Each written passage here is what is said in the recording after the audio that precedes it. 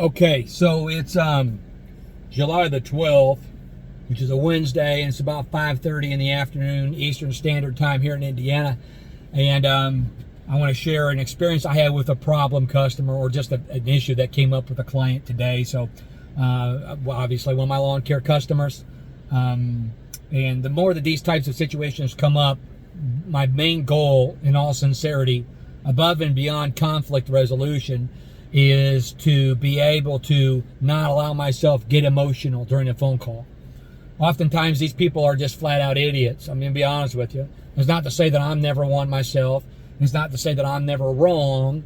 It's just that most of the time these things come up, it's completely avoidable. And people think that they can be rude to you and everything, and you're just going to do what they want you to do. So I have a client and my daughter's coming out here for a test, and so she's gonna get into this video. I'm gonna show you. Give me a minute, honey. I'm on a video, okay? I'll be out in a minute. I love you. She's not happy with me. So I have a client that called me at the start of the season. He's got 3 rental properties close to the track that he needs mowed. We mow for $40 a piece each week. After I mow them, I send him an invoice. Well, the last invoice in the month of May, he received on the 26th. We actually cut the grass that day, which, if I recall from memory, is a Thursday instead of a Saturday when we're normally there. And we did that because his properties are right on Georgetown Road, which is right where the Indianapolis 500 is at. And that weekend is nuts. It's Memorial Day weekend. I lived literally across the street from the Indianapolis 500 for some time, and my family had several properties that they sold rental space and vendor space. So I know what it's all about, what it's like. So we mowed it on the 26th, and I sent the man the invoice. He never paid me. Now, to his credit, typically beforehand, or after, but yeah, before that time, he would pay me. So I didn't get a payment from him on this invoice. Sent it a couple weeks later, I didn't get anything. At this time, we actually start getting hot, because for the second spring in a row, we have had extended dry spells and heat where we're not cutting grass for several weeks. That typically doesn't happen until the end of July. But now we're in an El Nino, and we're getting rain, and we're still in a drought, but mowing activity is increasing. So I didn't mow his grass the next week because it was dry. Waited a couple of weeks. We mowed the grass. I sent him an invoice. Don't hear anything from him. So on the 1st of July, I send him an email. Hey, Mr. Customer, we sent you an invoice on the 26th of May. We never got a payment from you. We also sent out an invoice now for 2 weeks ago. We never got a payment. And I just sent out an invoice for yesterday. So the total balance is $360.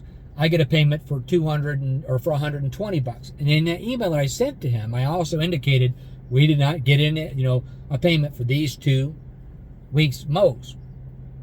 He responds something, yeah, I hadn't gotten any invoices or whatever, and here you go. Pays me $120. So I respond, thank you kindly. That covers the payment back on 5/26. There are 2 more outstanding invoices. Here's what they are. I will send you a statement. Now in QuickBooks, when you send out an invoice, if you open that invoice after you've sent it out, and you scroll to the bottom and you wait for a second, it will pull up a timestamp that shows the date and the time that you sent the email. It'll also tell you whether or not it was viewed, which means did they open the attachment, because the reality is when you send out that statement, they can see what the statement total is in the email without having to open the attachment. Opening the attachment allows them to see a breakdown or the actual invoice itself, however you constructed it. So, I sent him a statement that day because I told him I would. He had asked for a statement. I told him an email, so I'm going to send you a statement. I sent the statement, but QuickBooks doesn't, for whatever reason, timestamp the statements that go out, which doesn't make any sense to me. I've told them about this several times. If you use QuickBooks, send it to their help too, because if they hear it from more people, they're more apt to change. So nothing happens. I don't hear anything back from him. That's all on the 1st of July. So today, I'm looking at my AR. I'm like, man, this guy owes me $240. It's not a lot of money, but honestly, I'm annoyed with continually having to deal with it. So I call him. He doesn't answer. Hey, Mr. Customer, this is Joshua. Hey, listen, we've got a couple outstanding invoices I'm hoping that you could pay me for. I've done this work for you in good faith, and I haven't received the payment. The last payment I received from you was back on 5/26, and I sent you an email indicating that there were 2 other statements. Please, if you would kindly call me. I get a lot of people that forget to pay me, and I have kind of we have a pretty much transparent relationship.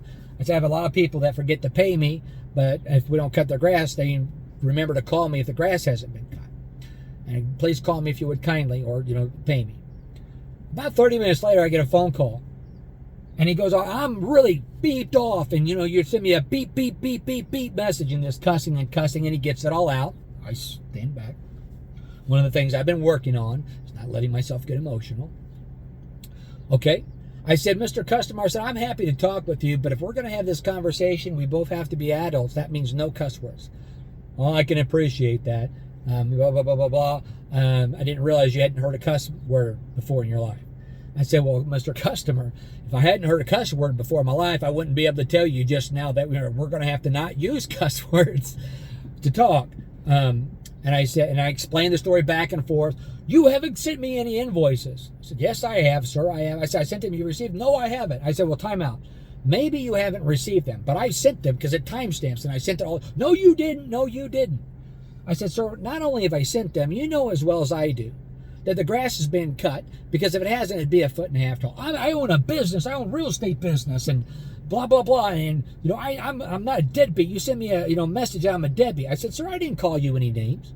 I said, I also didn't cuss at you. I just stated the facts. I'm working the AR. This is over $240. I said, sir, it's not $240. I said, but technically, yes, it is, because I pay for everything up front, and when the payment comes through, I finally get paid. I said, but it's the matter of the fact that I'm having to deal with it now 4 and 5 times. I said, and it becomes frustrating. I said, you said you own a business. You like doing something right. I said, I bet you do things the right way, and you take pride in doing it. And you like to do it one time and be done with it. And maybe sometimes you got to do it a second time for whatever reason, because people are imperfect. I said, but at what point when you're doing it the 3rd, the 4th, and the 5th time do you get tired of it? I said, I don't mind working for the money that we get. I said, I don't like having to work numerous times to get the money that we already earned. We should be paid for that. I said, I've been doing this I'm 46 years old, so I understand how to send a statement. Well, I've got shoes that are older than you. I said, you also got invoices for unpaid lawn care that are 6 weeks old. I mean, what are we talking about here? So, this kind of goes back and forth, and I'm trying to be calm with him. And I said, sir, you probably are telling me the truth. I believe you. I don't think you're a bum. I said, what may likely have happened is the statements have gotten filtered to junk and spam. Well, your normal emails don't get filtered to junk and spam. I said, thank you. I said, and you're the only client that's not getting the invoices, sir. I said, but what adds to the frustration is you're telling me you didn't get the invoices, and that's fine. I believe you. I said, but you got the other emails that detailed the charges, and you didn't pay the charges. I said, I just want to be paid for what we did. That's all I want. I just want to be paid. That's what I'm calling you for. But he kept trying to take it and accelerate it with smart-ass comments. I don't like to cuss. And an attitude with me. And so finally, when it was all said and done, when it got done, he said, send me the invoices again. I said, I will. Now, ironically, I sent them again today, and guess what? He got them.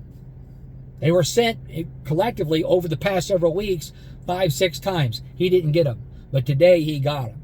So is it possible that they came in his mail and he was overwhelmed, he didn't see it? Yes. Is it possible that they got filtered into his junk or spam mail? Yes. But remember, he owns a real estate business, okay? And he knows how to open attachments and emails. He had told me at one point during the phone call conversation, he knows how to use them, because I had reference. I said, sir, when you get the invoices, if you open the attachment, it'll give you a breakdown of the invoice. I said, QuickBooks tells me when you do that, because it says it's red. Otherwise, it doesn't tell me. I know how to open attachments. I know how to do emails. I'm just trying to explain to you how QuickBooks works. Well, within 20 minutes of him ending the phone call conversation, he paid me via Zelle. He got the statements. Now, he insisted on the phone that he had a long day and it would be tonight that he got the payment. That's fine. I just wanted to have the conversation. And I wasn't rude to him on the phone. I didn't insult him. I can't tell you that he didn't feel insulted. Everybody today is insulted about everything. The most ridiculous things, people are insulted. You have to walk on pins and needles not to offend somebody. And I'll embarrassingly admit, I try to go out of my way to walk on pins and needles to not offend people, even though it's absolutely ridiculous, because the truth of the matter is we just don't know what somebody is going through. We don't know what someone's dealing with. Did they have somebody die recently? Were they diagnosed with a disease? Are they on the verge of bankruptcy? Did they find out their spouse is having an affair? I mean, we just don't know. A lot of people wear a smile to hide the truth. And if you look at social media posts, everyone's posting all these pictures about how great their life is. And oftentimes those people are doing that, they're really hurting. But they want to be accepted, and they don't want people to know the truth. And of course, I know that because when I was younger, my childhood was incredibly hard. And I had no way to talk to people about the things that I was going through. So they didn't know what I was dealing with. Anyway, that's what happened today. That's one. I actually had two stories. Right now, I don't want to deal with the second story. If you're dealing with this, man, learn from the experiences. Don't let yourself cuss. Don't let yourself raise your voice. Put yourself in an environment where you're not, distracted. Make sure you're not in an environment that is hot or loud. Make sure that you're relaxed and try to listen to what they're saying and try to find a solution rather than trying to win the argument. And sometimes that's hard, because in finding the solution, you're also winning the argument. And the truth of the matter is, to some degree, you never really win an argument with a customer, even when they're flat out wrong. Now, because you might lose them. Now, sometimes it's okay to lose that customer. It's a blessing in disguise. But what you don't want to do when people are ticked off, you don't want to give them any more of a reason for them to go online and write you a negative review or to tell other people bad things about you, when the reality is you haven't done anything wrong. If you can talk them down and be calm and even have them appear to believe that they won the argument or the discussion, which is why I would rather call it a discussion, then it's going to be better for you in the long run, even if you have to let them go. Guys, I hope you got something from this. Please, if you haven't subscribed to my channel, would you do that now? Hit the like button too if you got anything out of this. Maybe share a story that you have below. I really hope that these stories are helping people. Peace.